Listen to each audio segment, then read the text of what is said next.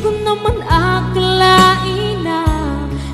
Narito tayo ngayon upang matunghayan ang nakakakilig at napaka-sweet na istorya nila Kuya Ruel and Miss Rachel. Oh, my angel, angel, baby, angel. Mr. Cupido, ako na may tulungan mo. Ikaw nga ba si Mr. Right? Ikaw nga ba love of my life? Bakit di na lang? Sa pagpapatuloy ng istorya ay nagkita na muli si Miss Rachel and si Kuya Ruel. Tila na-miss nila ang isa't isa at ngayon na lamang sila muli nakapagkita. Pagkita nilang dalawa ay na-miss daw ni Kuya Ruel si Miss Rachel.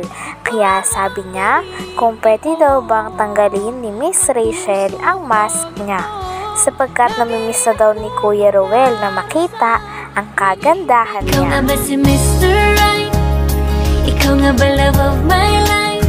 Baby, this time it'll be love and they'll fight. Sa isang sulyap mo ay nabihan ako, para bang iba na ang lahat ng Mr. Cupido, ako na may tulungan. Nung una ay ayaw pa itong hubadin ni Miss Rachel at parang nagpapapilit pa siya kay Kuya Ruel. Ngunit nang si Kuya Ruel na ang naghubad ng face mask niya ay talagang kinilig siya at natawa silang dalawa. Kinikilig si Miss Rachel sapagkat si Kuya Ruel mismo ang naghubad ng mask niya para matunghayan ang kanyang kagandahan. Ikaw nga ba si Mr. Right? Ikaw nga ba love of my life? Baby, this time it'll be love and they'll fight. Sa isang sulyap mo ay nabihan ako, para bang iba na ang lahat ng Mr. Cupido, ako na may tulungan. Pagkatapos tanggalin ni Kuya Ruel ang mask ni Miss Rachel ay napansin niya na parang kinilig daw si Miss Rachel. Sabi niya, "Oh Rachel, ba't ka namumula?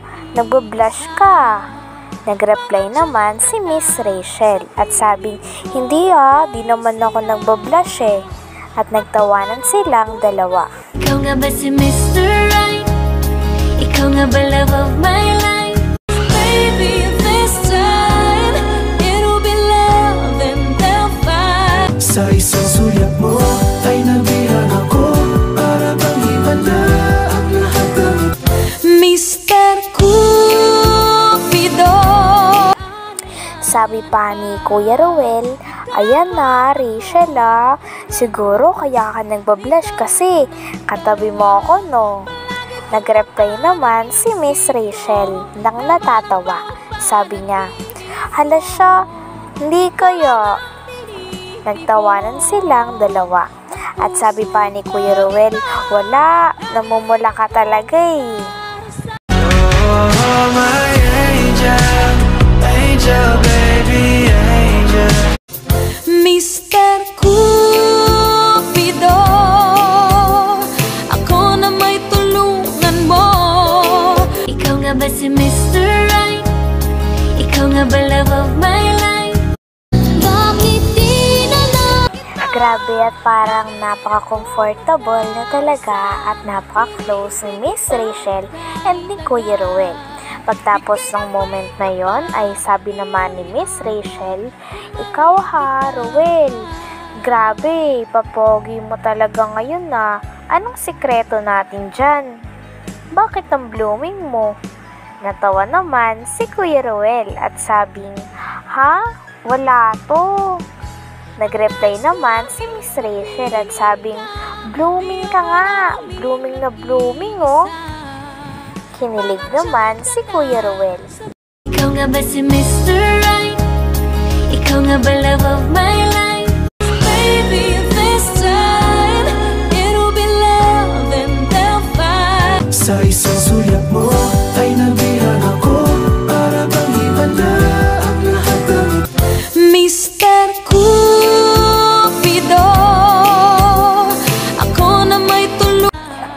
Dagdag pa ni Miss Rachel, ang blooming mo nga pagbaba mo pa lang sa kotse kanina, ang blooming mo na. Anong sekreto mo? Natawa naman at kinilig si Kuya Ruel. Sabi niya, wala ha, natural lang to. Natawa naman si Miss Rachel.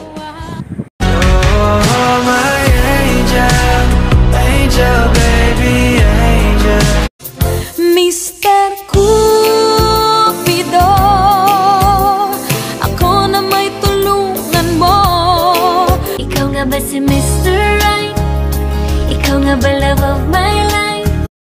Bakit di na lang tutuhanin ang lahat? Dahil sa pinipilit ni Miss Rachel na blooming daw si Kuya Ruel noong araw na yon, sabi naman ni Kuya Ruel, naku, hindi naman ako blooming, siguro pogi lang talaga ako sa paningin mo, Rachel. Natawa naman si Miss Rachel at kinilig. Oh, my angel, angel, baby, angel. Mr. Cupido, ako na may tulungan mo. Ikaw nga ba si Mr. Right? Ikaw nga ba love of my life? Bakit di na lang tutuhanin? Si Kuya Ruel naman ang next na nagtanong. Sabi niya, ikaw Rachel, bakit ang ganda-ganda mo? Ba't ganyan ka kaganda? Kaya lalo ko na humaling sa'yo eh.